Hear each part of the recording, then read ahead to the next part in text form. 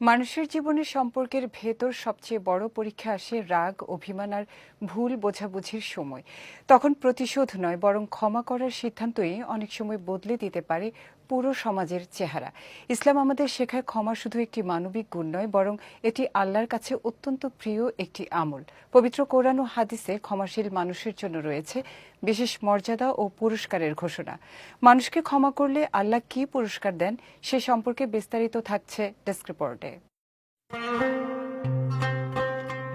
মানুষ সামাজিক জীব, একে অপরকে ছাড়া বেঁচে থাকা সম্ভব নয়। তাই সমাজে শান্তিপূর্ণভাবে বসবাস করতে হলে দরকার সহনশীলতা, ছাড় দেয়া এবং ক্ষমার মানসিকতা। পবিত্র কোরআন আমাদের শেখায় আল্লাহ নিজে ক্ষমাশীল এবং তিনি ক্ষমাশীল বান্দাদের ভালোবাসেন।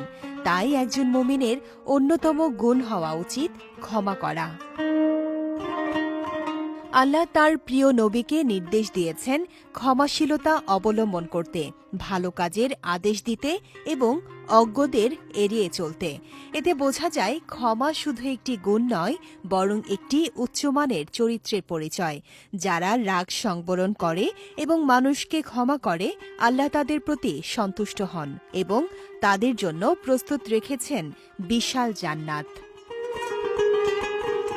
ক্ষমা মানুষের মধ্যে ভালোবাসা ও সহমর্মিতা তৈরি করে, সমাজকে করে তোলে শান্ত ও নিরাপদ। প্রিয় নবী হজরত মোহাম্মদ সাল্লাল্লাহু আলাইহি ওয়াসাল্লাম ক্ষমার গুরুত্ব তুলে ধরে বলেছেন, যে ক্ষমা করে আল্লাহ তার সম্মান বাড়িয়ে দেন। অর্থাৎ ক্ষমা করা কখনো ছোট হওয়া নয়, বরং এটি মর্যাদা বৃদ্ধির কারণ।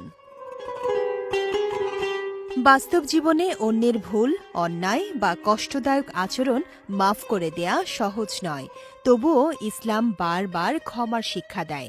এমনকি নবী সাল্লাল্লাহু আলাইহি ওয়াসাল্লাম প্রতিদিন ৭০ বার পর্যন্ত ক্ষমা করার উদাহরণ দিয়ে বোঝাতে চেয়েছেন, ক্ষমা হতে হবে উদার ও পুনরাবৃত্তিমূলক।